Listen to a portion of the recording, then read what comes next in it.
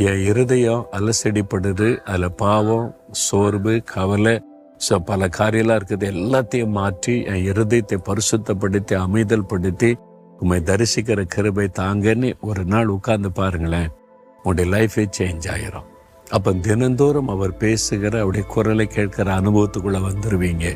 இயேசு சொன்னது அதுதான். இருதயத்தை சுத்திகரிக்கிறவரும் ஆண்டவர் தான். நம்முடைய இருதயத்தில் நம்மோடு கூட பேசுகிறவரும் அவர் தான். ஆவியிலே நாம் அவரை தரிசிக்கும்படி நம்முடைய ஆவிக்குரிய கண்களை திறக்கிறவரும் அவர் தான்.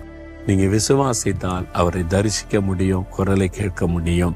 இன்னைக்கு இருதயத்துல கை வைத்து சொல்லுங்க, இயேசுவே சுத்த இருதயத்தை எனக்கு தாரும், என் இருதயத்தை பரிசுத்தப்படுத்தும், உம்மை நான் தரிசிக்கணும், உம்முடைய குரலை கேட்கணும், அதற்கு எனக்கு கிருபை தாரும், நான் விசுவாசிக்கிறேன், இந்த அனுபவத்தை எனக்கு நீ தாரும்.